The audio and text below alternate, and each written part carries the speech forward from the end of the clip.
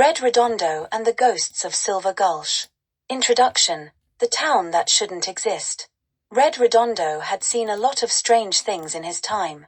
Men who shot faster than lightning. Towns run by outlaws. Even lawmen who were worse than the criminals they hunted. But nothing quite like Silver Gulch. On every map, Silver Gulch was marked as abandoned, a ghost town left to rot after the silver mines dried up. Yet as Red rode through the canyon toward it, he saw lamplights flickering in the windows. Smoke rising from chimneys. Horses tied outside the saloon. It was a dead town that refused to die. And if there was one thing Red knew for certain, it was that wherever ghosts gathered, there was usually something worth uncovering. The story. Red's boots hit the dust as he dismounted in the center of town. The place looked normal enough. Too normal. He stepped toward the saloon, pausing as a dozen pairs of eyes turned toward him from the porch. Men in dusters, their hands near their guns. They weren't just ranchers or miners. They were killers. Red walked straight through them, pushing open the saloon doors. Inside, the place was alive with laughter and music.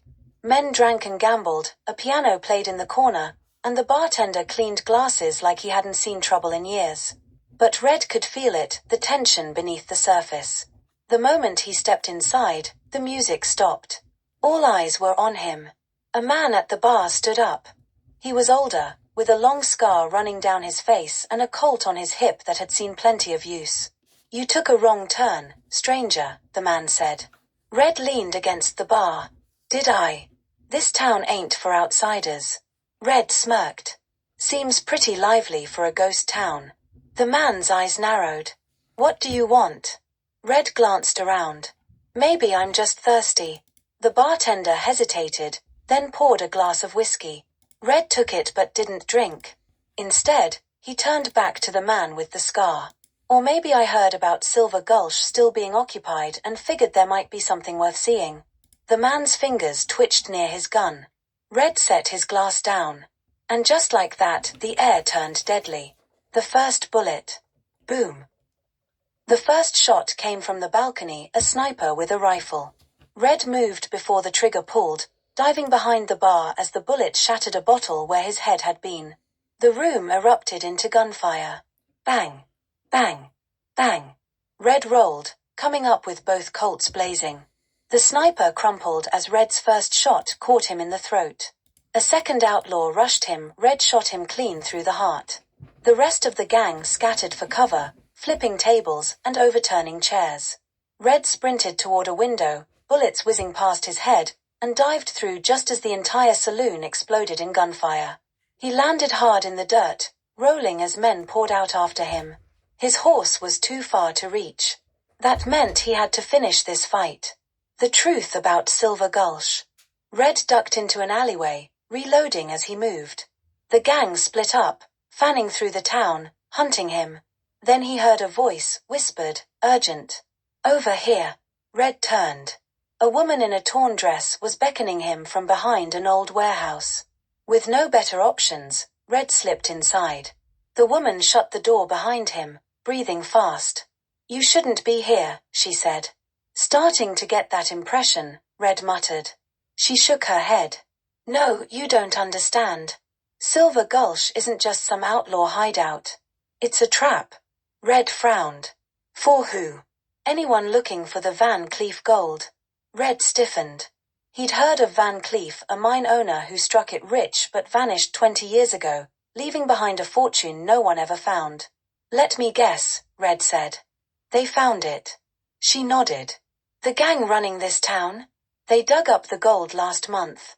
They're just waiting for a way to sneak it out, without the law catching on." Red rubbed his jaw. "And they kill anyone who stumbles in?" She nodded grimly. "Like I said. A trap." Red exhaled. Looked like he'd walked right into it. Burning silver. The gang was still hunting him. He could hear them moving outside, bootsteps in the dirt, whispers in the night. He needed a way out. And fast. Then he saw it, a stack of dynamite in the corner. "Is that for the mine?" he asked. The woman hesitated. Then nodded. Red grinned. "Perfect."